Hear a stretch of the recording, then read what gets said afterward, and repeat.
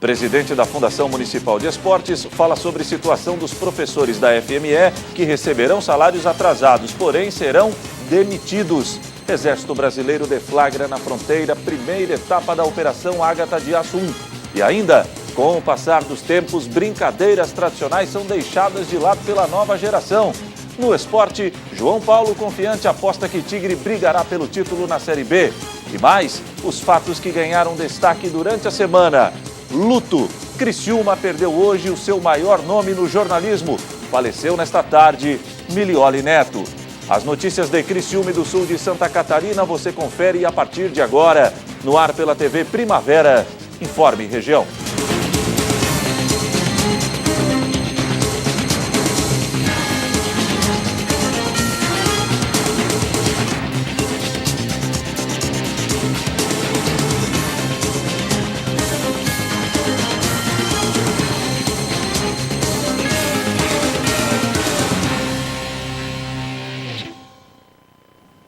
Hoje, sexta-feira, dia 6 de abril de 2018, para você que sintoniza a tela da TV Primavera, uma boa noite. A situação dos professores da Fundação Municipal de Esportes é crítica. Os profissionais receberão os salários que estavam atrasados, porém, serão demitidos. Conversei com o presidente da FME, que nos traz mais informações. Muito bem, e mais uma vez voltamos a falar sobre esta situação dos técnicos da Fundação Municipal de Esportes de Criciúma, que estão aí com 5 meses de salários atrasados. Aqui do meu lado, o presidente da Fundação Municipal de Esportes, Sandro Araújo. Sandro, essa situação parece que já está bem encaminhada. Alguns dias atrás eu conversei com o professor Odilon e ele disse, tá bem encaminhado e os professores receberão os atrasados no mês de abril. Essa situação se confirma. Há uma previsão de pagamento desses atrasados ainda esse mês? Exatamente, está confirmado, como o professor Delon falou. Eu não estava na cidade, então por isso que ele estava representando a fundação, e eu confirmo, realmente está tudo encaminhado para os técnicos receberem, né, o atrasado, normalizar, para nós podermos depois dar continuidade num processo diferente, mas que eles futuramente sejam recontratados. Havia uma expectativa de que aquele programa fosse aprovado na Câmara de Vereadores, o que acabou não acontecendo. Essa situação, a não aprovação de um novo projeto na Câmara de Vereadores, implica no pagamento desse pessoal ou uma coisa não tem nada a ver com... De forma alguma, pelo contrário, né? Vai ser continuado o mesmo sistema, vai ser pago, né? Os 5 meses, irão, né? Depois as demissões, que já estavam tudo planejado, os técnicos sabiam muito bem. Agora, infelizmente, lá na Câmara houve essa reprovação. No entanto, na segunda-feira nós teremos reunião com os técnicos aqui para ver a melhor forma, o porquê que aconteceu isso, né? A gente tem alguns dados, algumas informações, é onde que eu vou comentar com eles assim, de que forma que vão ter que tomar certas atitudes. Certo. Há uma preocupação do pessoal do esporte com relação às atividades esportivas e os projetos, não só esportivos como sociais, desenvolvidos pela Fundação Municipal de Esportes. Como é que você, presidente, administra toda essa situação, sabendo que há um corte de gastos e a fundação foi diretamente afetada? Realmente, no passado houve, né, um corte bem expressivo em toda a prefeitura, né? Esse ano houve uma pequena melhora, onde que nós vamos dar continuidade, até melhorar em relação ao 2017, as nossas atividades, acrescentamos mais eventos municipais e continuaremos a participar de Olesc, Joguinhos e esse ano dos Jogos Abertos. Os Jogos Abertos é uma prioridade. Você se disse que o ano passado, né, quando a cidade não participou, você se disse chateado com a situação, mas entendia a situação econômica do município. Para 2018, há um projeto de Criciúma participar dos Jogos Abertos? Sim, nós está dentro do projeto. Obviamente que nós não temos aquelas equipes que nós tínhamos, aquelas fortes equipes que nós tínhamos uns anos atrás, mas nós iremos para os Jogos Abertos, algumas modalidades que têm condições de pelo menos ficar entre os 8, né? Primeiro também tem que passar nas eliminatórias, né? Nas fases, nos micro-regionais, mas Criciúma está presente sim nos Jogos Abertos. Confirmando, voltando ao nosso assunto, os profissionais receberão os salários atrasados e também as rescisões? Com certeza, tudo como estava planejado, sem dúvida alguma, o prefeito confirmou, o nosso secretário Arleu também confirmou, eu também estou confirmando aqui, né? A gente só não esperava esse momento lá que deu a negativa na Câmara. Tá certo. Muito bem. Então, as informações, aí o presidente da Fundação tranquilizando esses profissionais, há uma previsão de pagamento ainda para este mês e depois todo um processo será refeito pela Fundação Municipal de Esportes para que os profissionais sejam realocados. Voltamos ao estúdio. Com o auxílio do Sisfrom, o Exército Brasileiro deflagra na fronteira, a famosa fronteira seca, a primeira etapa da Operação Ágata de Aço 1. As fiscalizações em pontos estratégicos já começaram. Confira.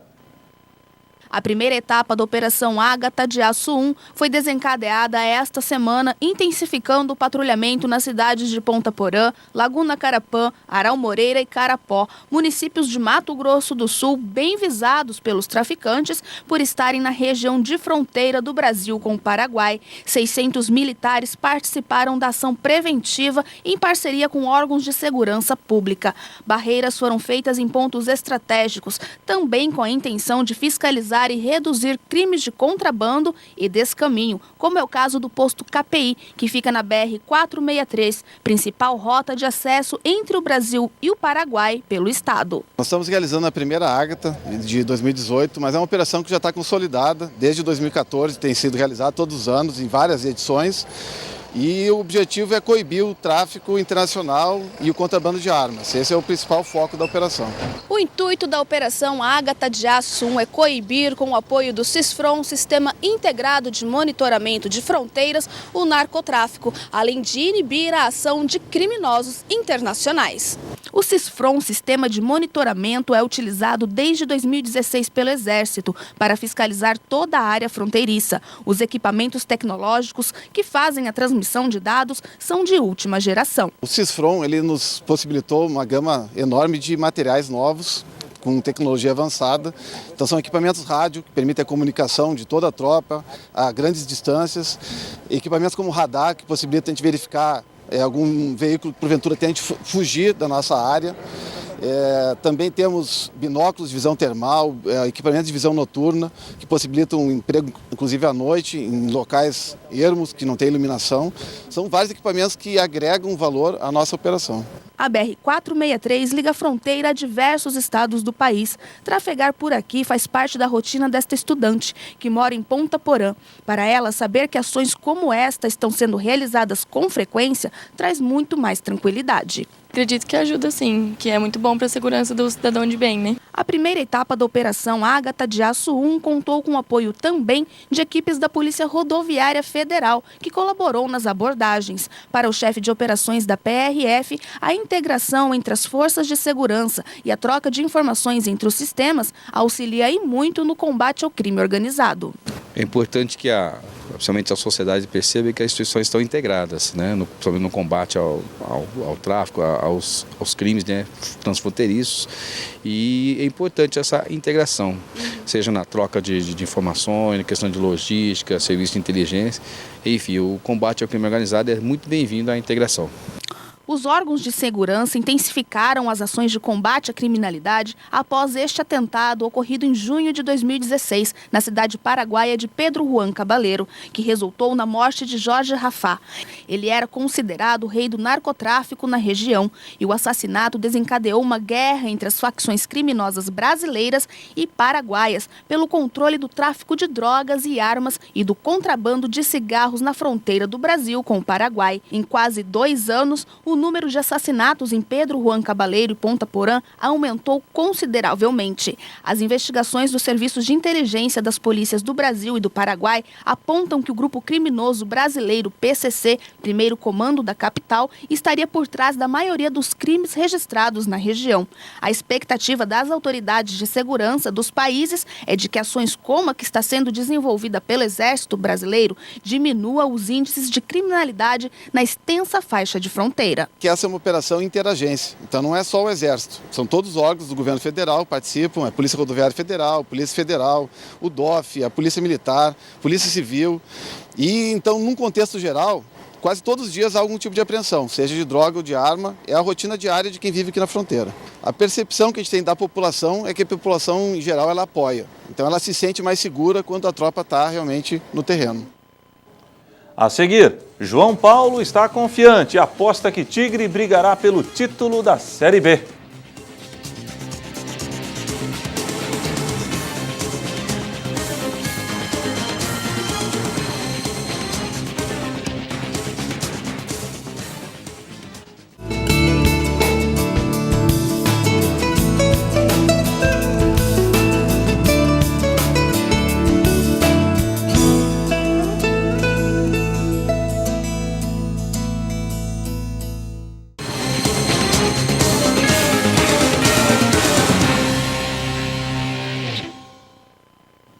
As mudanças nas brincadeiras de infância, com o tempo, foram ficando para trás. Muitas atividades que eram praticadas pelos nossos pais e até mesmo avós estão esquecidas. Os nossos filhos estão cada vez mais ligados a tecnologias e muitos desconhecem algumas brincadeiras simples, como, por exemplo, brincar com peão. Muita gente aí ainda se lembra dele, o peão, que fez a alegria de muitas gerações, mas que há um certo tempo foi aposentado, porque as crianças hoje em dia já não querem mais saber dele. Hoje elas querem se divertir com outros tipos de brincadeiras.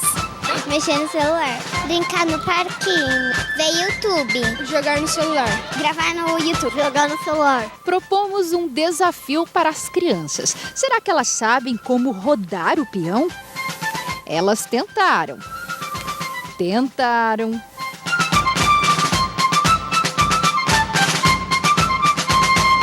As brincadeiras antigas estão perdendo cada vez mais espaço para a tecnologia.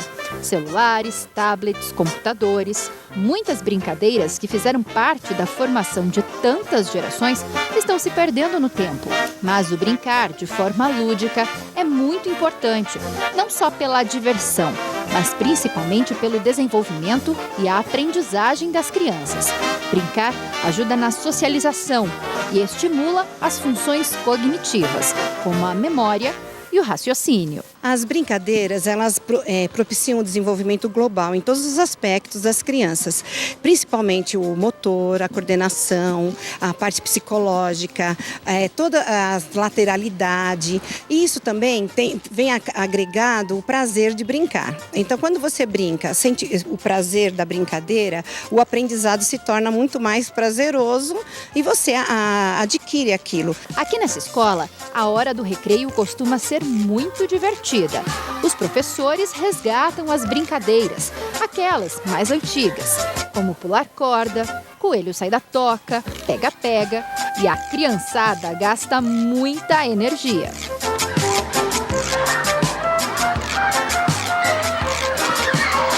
Os educadores percebem que a capacidade das crianças em resolver pequenos problemas é cada vez menor e muitas brincadeiras lúdicas servem de estímulo. Nós não temos, principalmente na região urbana, a gente não tem mais essa possibilidade de oferecer aos filhos uma brincadeira livre na rua. Então a gente sente que perde um pouco essa capacidade de socialização, no sentido assim de resolver conflitos, de aprender a viver com as diferenças, que a gente aprendia brincando na rua. Essa artista plástica mergulhou nesse universo e em suas obras ela resgata a infância que está se perdendo. Brincadeiras como a ciranda, a gangorra, o bambolê, a pipa, o balanço estão representadas em cada uma dessas esculturas. Essa série que chama Cenas Infantis, ela fala justamente da importância do brincar, de um tempo onde a socialização ela começava na nossa rua, né? E o brincar é uma coisa muito séria. Você agregar uma criança numa ciranda, você permitir que ela crie seu próprio brinquedo. É um convite a uma viagem no tempo, em que ser criança era uma eterna brincadeira. Eu acho que a arte é um veículo fantástico para isso, é um veículo transformador. Nem que seja a longo prazo, mas resgatar isso, né? Devagarinho, não tem problema. Tem sempre uma mensagem, tem sempre um recado, tem sempre um despertar.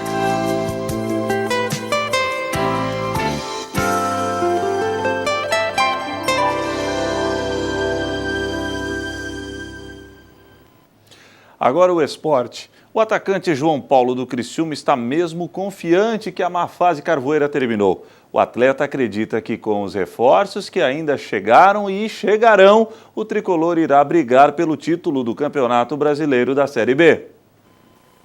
Este é o João Paulo, jogador revelado pelo São Paulo e que atualmente defende o Tigre. O atleta, que no início do ano foi contestado, ganhou a confiança do técnico Argel e hoje é titular no time do Criciúma. Porém, João Paulo reconhece que tem mais a oferecer à torcida carvoeira. Acho que eu posso produzir muito mais, acho que para mim foi uma adaptação também ao Criciúma, ao jeito de jogar. Acho que se tivesse com as mesmas peças que agora, acho que a adaptação seria mais fácil. Acho que a gente correu bastante atrás dos resultados, e isso foi uma das dificuldades nossa, mas isso não vem a caso. Acho que eu tenho muito a melhorar, sim. Acho que na Série B vai ser bom.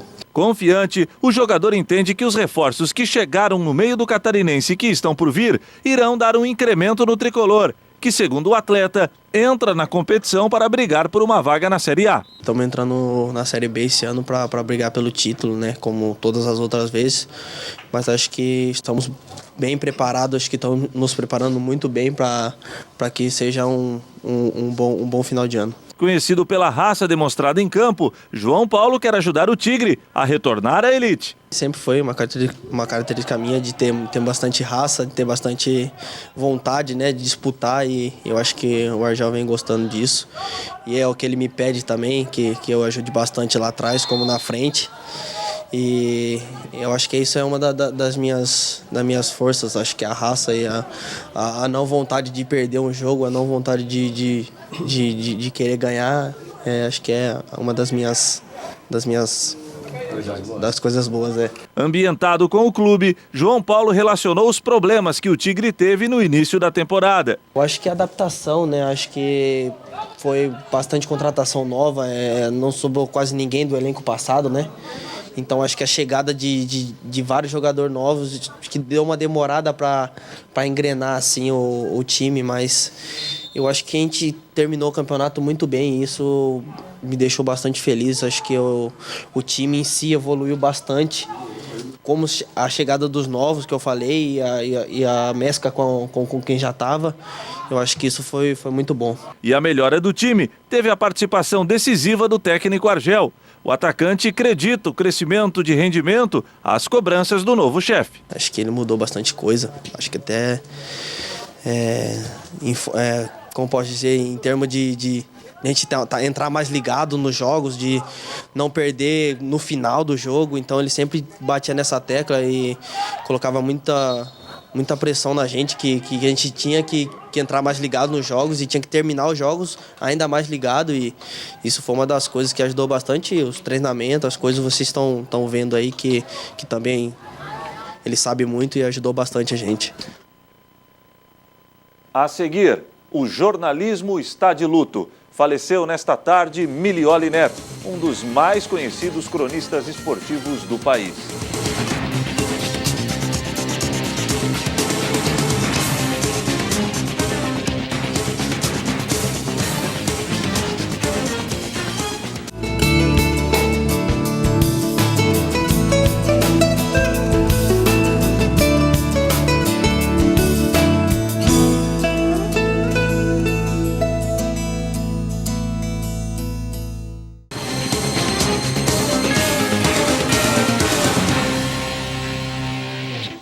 Agora no Informe Região desta sexta-feira, vamos conferir as notícias que ganharam destaque durante a semana no sul do estado de Santa Catarina. Segunda-feira, Procon de Criciúma tem novo comando. Gustavo Colli assumiu o órgão. O prefeito Clésio Salvaro, eu fiz a campanha dele de 2016 e eu conquistei essa confiança e essa lealdade com todos do governo, inclusive com o Arleu e todo o secretariado. Eles depositaram em mim essa confiança para que eu faça uma boa gestão no Procon. Vereador criciumense elabora projeto de lei que concede desconto para pagamento do IPTU em cota única. Eu penso que foi feito uma concha de retalhos em cima dessa situação que acaba por culminar nessas disputas de interpretações, né, de entendimentos diversos um do outro, e como no Brasil tudo acontece assim, eu tenho a impressão, né, que as leis elas não são objetivas. Terça-feira, a Associação Comercial e Industrial de Criciúma apoia manifestações populares e pede a condenação do ex-presidente Luiz Inácio Lula da Silva. Nós queremos que prevaleça a justiça, não estamos aqui discutindo, a nossa nota não é referente ao presidente especificamente, é uma nota de apoio a manifestações populares né, que venham apoiar as medidas que estão sendo tomadas contra a corrupção. No Dia do Autista, data importante para se lembrar desse transtorno que atinge todos os anos 150 mil pessoas no Brasil. Quanto antes a intervenção, né? Quanto antes o diagnóstico, antes a intervenção. E aí a gente consegue reduzir esses sintomas, fazendo com que a criança desenvolva mais rápido e tenha maior independência. Quarta-feira, Daniel Freitas estuda a troca de partido. Vereador poderá migrar do PP para o PSL. Foi um projeto muito atrativo que nos foi oferecido. O partido PSL, ele vem uma proposta de oferecer a novidade, justamente aquilo que a população vem clamando tanto, né, para as novas eleições. Ir para a rua é muito importante, mas estar nas urnas, novas opções, certamente vai ser o fator decisivo para que a gente consiga mudar o Brasil. No quadro Informe no Bairro, moradores de condomínio recém-inaugurado pedem a atenção do poder público em Criciúma. A rua ela está muito defasada, assim, ela apresenta muitos buracos e como por ela ser estrada de chão, cada vez que chove ela fica num pantanal, assim, o carro é bem complicado de passar. E cada vez que passa nos buracos também, mesmo se não chover, o carro bate no chão, arrasta. Quinta-feira, vereador Júlio Kaminski protocolou junto ao Tribunal Regional Eleitoral pedido de desfiliação por justa causa do PSDB. Na realidade, isso nada mais é do que assegurar um direito de eu me desfiliar do partido que eu estou atualmente, né, e poder, sem comprometer o mandato. Essa é a ideia. Curso de Contabilidade da Unesc, preparação no centro da cidade para que a população tire dúvidas com relação à declaração do imposto de renda. Esse projeto, ele hoje é tocado, né, e pelo esse grupo de extensão, o nosso grupo de extensão que nós temos aqui no curso Ciências Contábeis. Então, é a menina dos olhos do curso Ciências Contábeis, sem dúvida.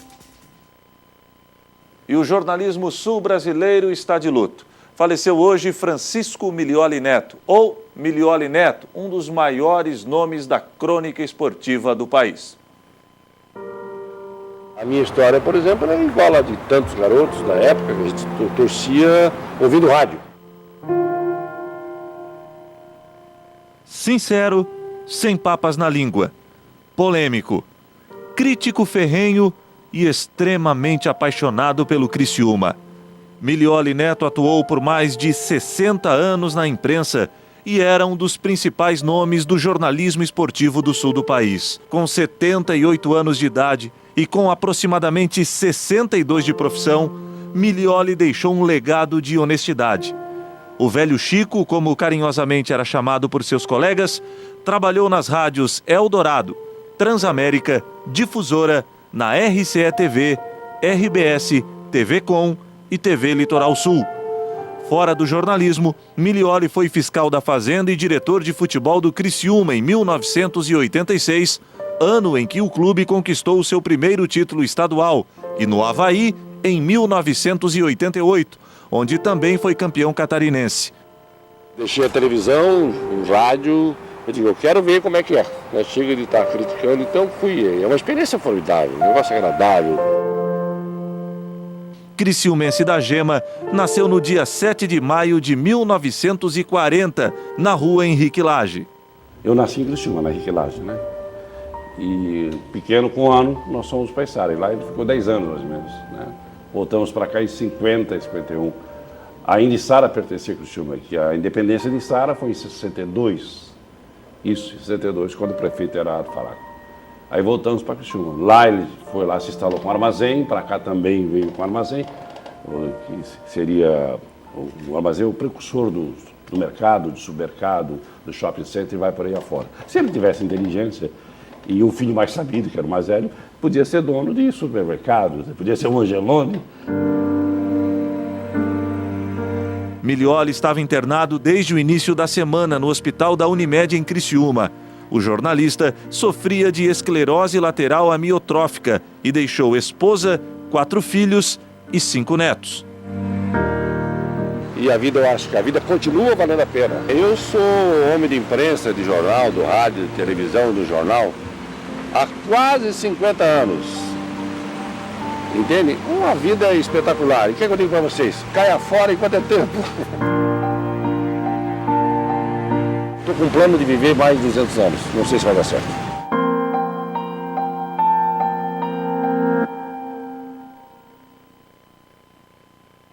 falar bem de quem já partiu virou sinônimo de piada no Brasil.